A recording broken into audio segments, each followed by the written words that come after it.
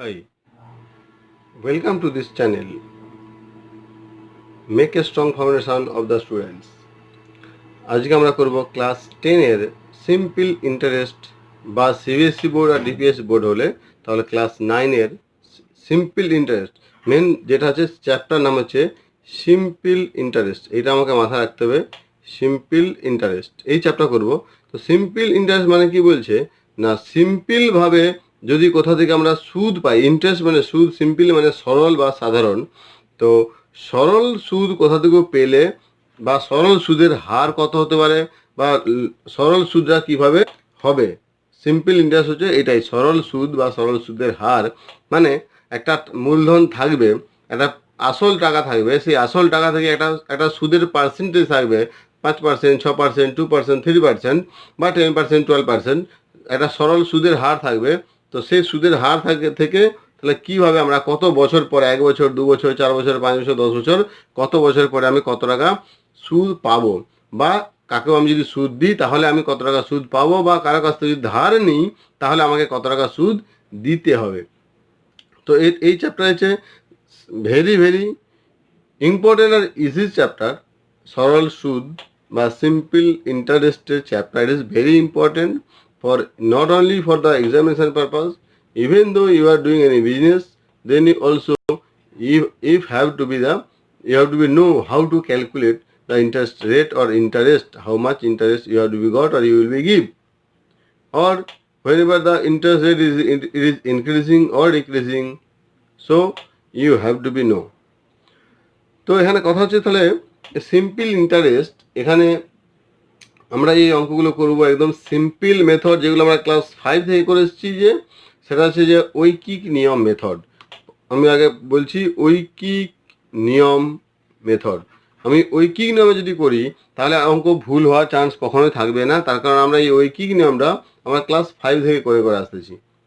কিন্তু আরেকটা short process বা শর্টকাট প্রসেস আছে, সেই প্রসেসে কিছু কিছু অঙ্ক করা যাবে বা করা যেতেই পারে, কিন্তু ঐকিক নিয়মে করলে সব থেকে বেটার প্রসেস। তো শর্ট প্রসেসেও কিছু অঙ্ক আমি করব বা অঙ্ক করে দেখিয়ে দেবো যে কীভাবে হয়। তো শর্ট প্রসেসটা আমরা কি এবারে শর্ট প্রসেসটা কীভাবে আসলো আমি সেইটা নিয়ে একটু আলোচনা করব।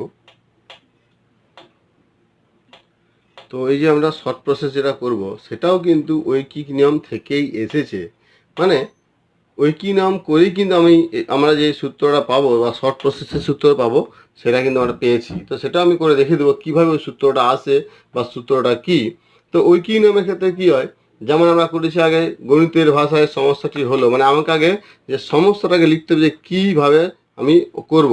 তো আমার যেটা চাইবে আমি সেইটাকে সবসময় ডান দিকে লিখব, যেগুলো দেওয়া আছে আমি সেগুলোকে বাম দিক থেকে লেখা শুরু করব, কিন্তু যেটা চাইবে আমরা সেটাকে ডান দিকে লিখব।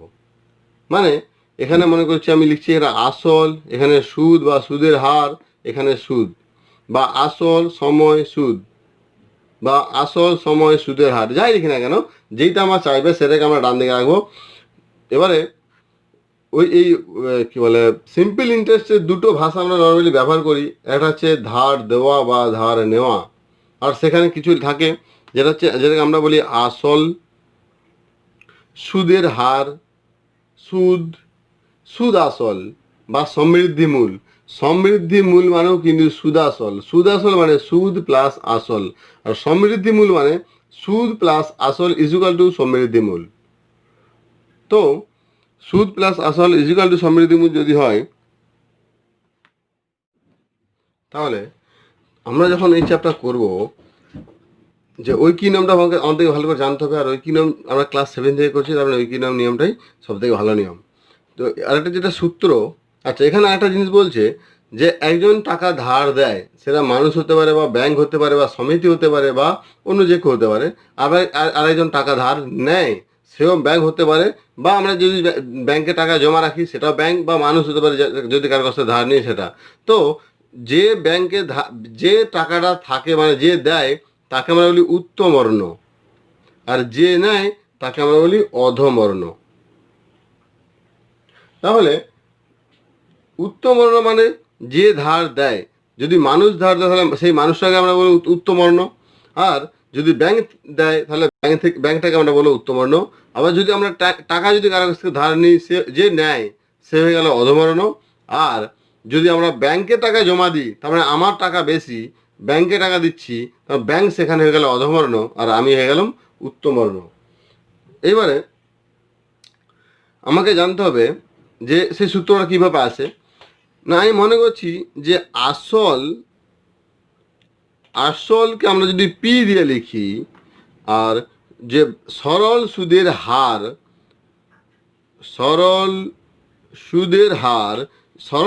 যদি R% হয়, সরল সুদের হার যদি R% হয়, সময় যদি টি হয়, আর আমরা যে সুদকে যদি আই দিয়ে লিখি, সুদ যদি ইকুয়াল টু আই হয়, তাহলে কি হয় না, যদি সরল সুদের হার R% হয়, তো R% মানে কি আমাকে জানতে হবে পার্সেন্ট মানে শতকরা মানে হচ্ছে 100, আর হার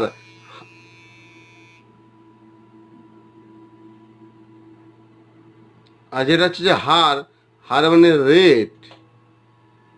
তার মানে R% মানে 100 টাকা সুদ হয় আর টাকা, কারণ এগুলো সব টাকাই হবে। আর সরল সুদের হার এটা কি হয় না, বার্ষিক মানে 1 বছর। তাহলে যদি আমরা লিখি 100 টাকায় 1 বছরের সুদ হয় আর টাকা, তাহলে 100 টাকায় 1 বছরের সুদ হয় আর টাকা, তাহলে 1 টাকায় 1 বছরের সুদ হবে কত না R/100 টাকা। আবার যদি আমি আসল পি ধরি, তাহলে পি টাকায় 1 বছরের সুদ হয় R/P/100 টাকা। আর সময় যদি টি থাকে, তাহলে পি মানে আসল টাকা, পি টাকায় টি বছরের সুদ হবে R/P/T/100। এটা কি না সুদ। আমরা সুদকে কি দিয়ে লিখছি, আমরা সুদকে লিখি আই দিয়ে। তাহলে আমরা এখান থেকে কি পেলাম, অতএব I is equal to R/P/T/100। এটাকে আমরা ভালোভাবে যদি সাজিয়ে লিখি P/R/T/100, তার মানে I is equal to P/R/T/100। তো এইটা গেল একটা সূত্র। এই ফর্মুলাতেও অঙ্ক করা যাবে, কিন্তু যদি আমি ঐকিক নিয়ম করি তাহলে আমি সমস্ত অঙ্কগুলোকেই করতে পারবো, কোনো হেজিটেশন হবে না। So now we are going to do the simple interest numericals for the class 10 or for the class 9. Normally we are using the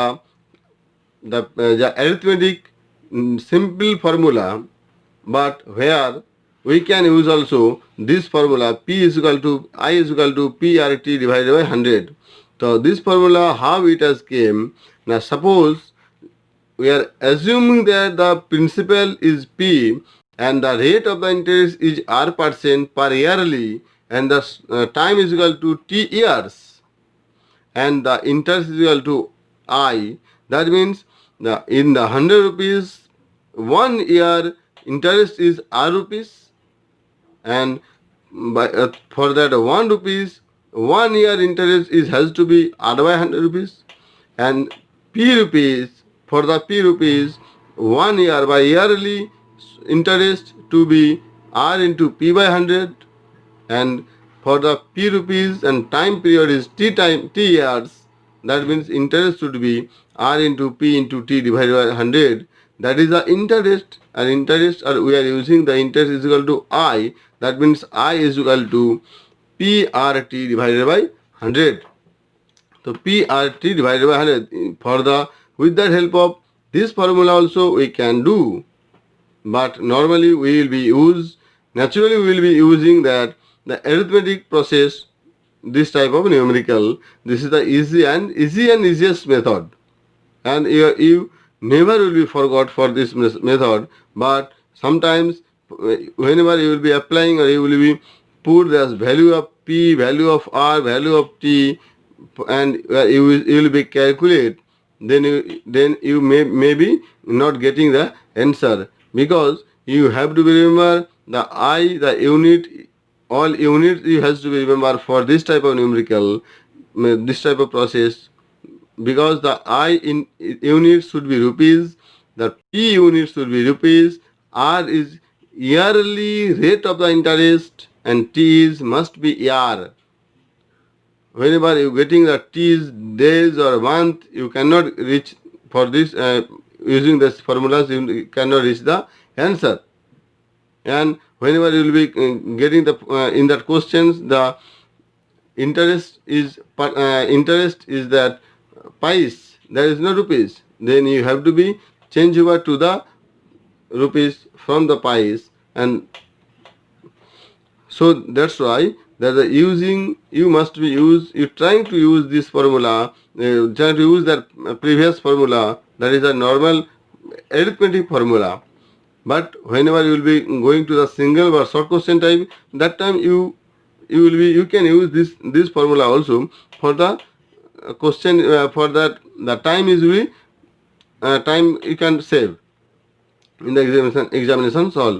Okay, so whenever now we will be going to the questions, then the all funda will be cleared.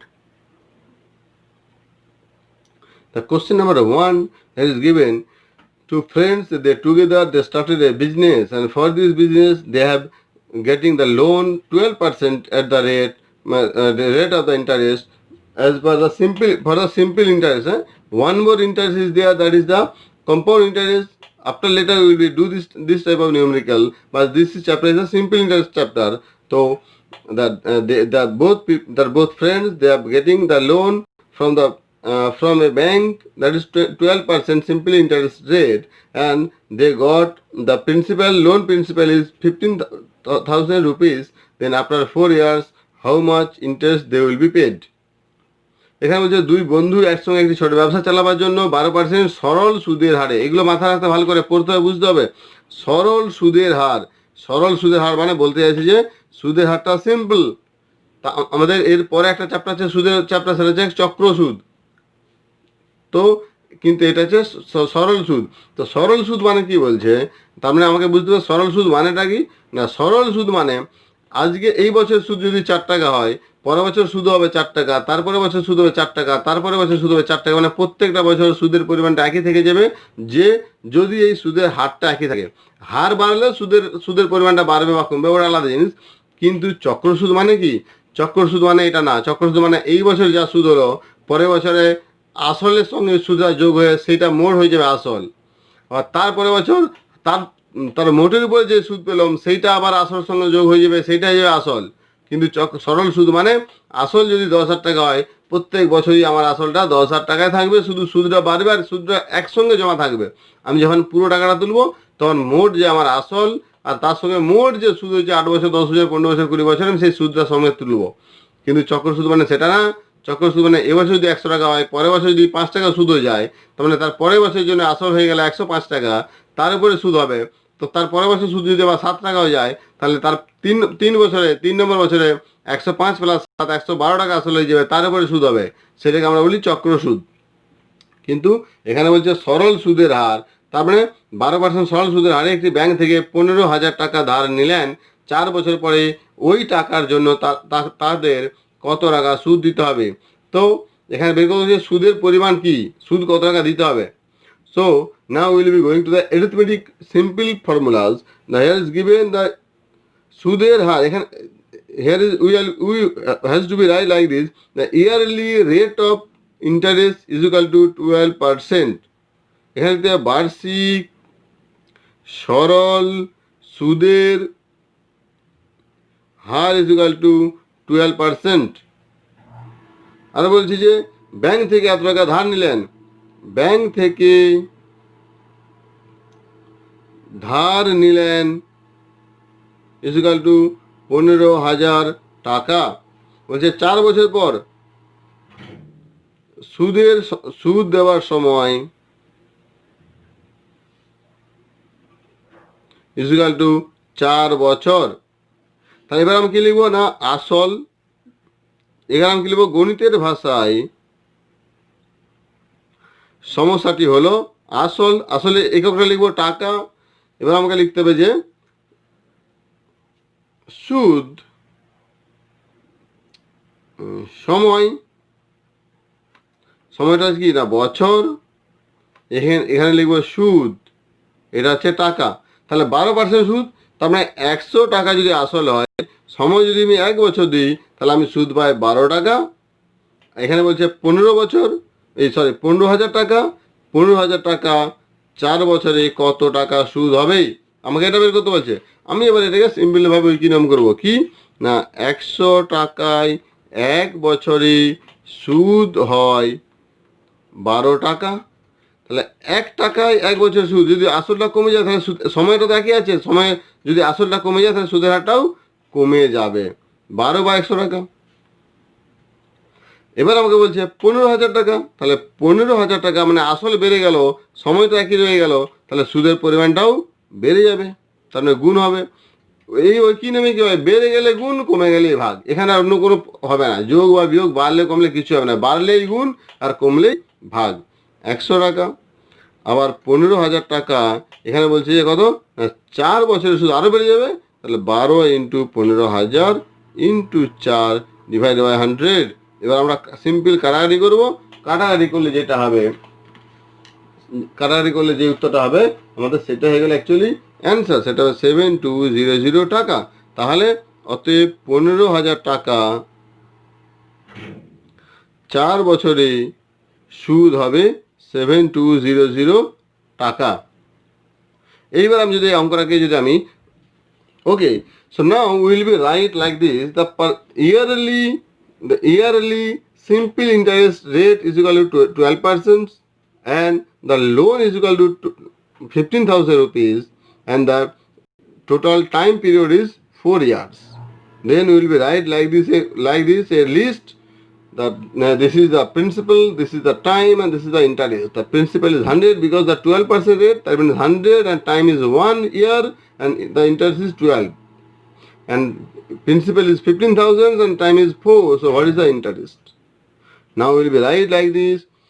In that 100 rupees, the 1 year, after 1 year, interest is 12 rupees. Then for the 1 rupees and 1 year, 12 interest must be less. That means 12 divided by 100 rupees. For the 15,000 rupees, if principal is increasing, then the interest the interest also it will be increased. That means 12 by 100 into 15,000, and now 15,000 rupees. And for the 4 years, the time also increasing. That means interest also will be increased. That means into 4. That is 7200 rupees. That means for the 15,000 rupees, and after 4 years, the interest must be 7200 rupees. Because if the principal is increasing, then interest will be increased. If time is increasing, then interest will be increased. If principal is less, then interest will be less. Time is less, then interest will be less. Here principal and interest, here T is constant. Here T and I and P is constant. If principal, if the interest is increased, then same things, if time is constant, then principal will be constant. That means all are direct proportional. And what is the inverse proportional? You will be think after that, for the next, with the next question I will be tell. So here now we are going to do this type, this numerical only. I is equal to PRT divided by 100 in this formula. Now P is equal to 15,000, because here is given the loan 15,000, that means principal is 15,000 rupees, and R is equal to 12%, because the rate of the simple interest, that is 12%, and time period is equal to 4 years, that is given after 4 years. Then what is the interest? The interest is equal to PRT divided by 100 is equal to 15,000 into 12, rate of the 12 into 4 divided by 100. That means same, that is 150 into 12 into 150 into 12 into 4, that is 7200 rupees. That means interest is 720 rupees. The new answer is the same, but just procedure is different. So like this process, you also will be like this. তাহলে এখানে আমরা যদি I is equal to PRT by 100 এই সূত্রে করি, তাহলে এখানে P মানে প্রিন্সিপাল মানে আসল হচ্ছে 1500 টাকা, P মানে 1500, আর হচ্ছে যে 12% মানে 12, আর T সময় হচ্ছে 4 বছর। তাহলে I is equal to PRT by 100 মানে 7200 রুপিস। এটাকে আমরা প্রথমেই এই ফর্মুলাতে করতে পারতাম, কিন্তু অঙ্ক করার জন্য বা সমস্ত অঙ্ক হবে যেভাবে আমরা সেভাবেই করলাম, ওই জন্য প্রথমে এই ফর্মুলায় করলাম। এরপর চলে যাবো নেক্সট কোশ্চেন।